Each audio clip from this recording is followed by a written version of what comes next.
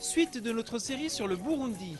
Depuis 2006, la région Pays de la Loire fédère des actions de coopération.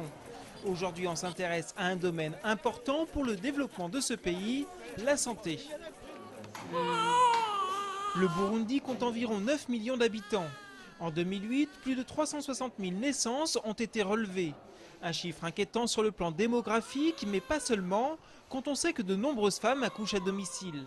Comme ici, il y a pratiquement 7 grossesses par femme, ça va entre 4 et 10, vous voyez.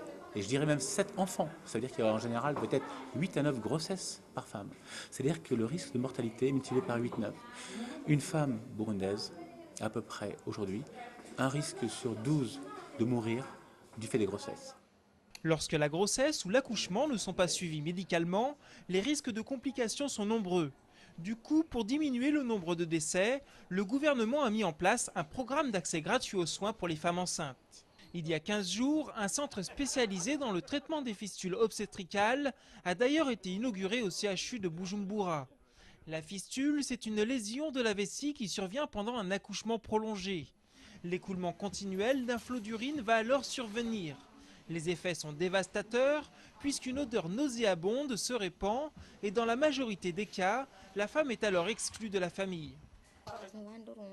Ici au Burundi, c'est difficile d'avoir des fistules. Les gens ne nous considèrent plus comme une personne de valeur.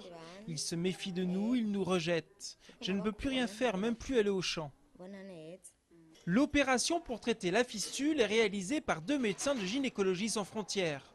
Ce matin d'avril, ce gynécologue de Saint-Malo et cet urologue du Mans vont guérir en 2 heures une patiente malade depuis plusieurs années. Au Burundi, 1000 cas de fistule sont recensés tous les ans. Ce jour-là, plusieurs femmes ont fait le déplacement vers la capitale. Tous les lits sont occupés.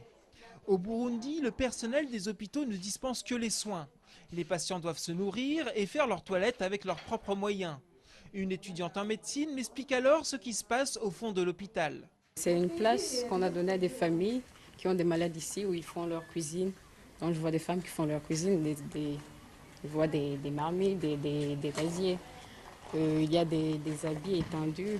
Donc c'est comme s'ils vivaient ici, quoi. Si tu as un malade qui doit passer beaucoup de temps ici, tu es obligé de vivre ici.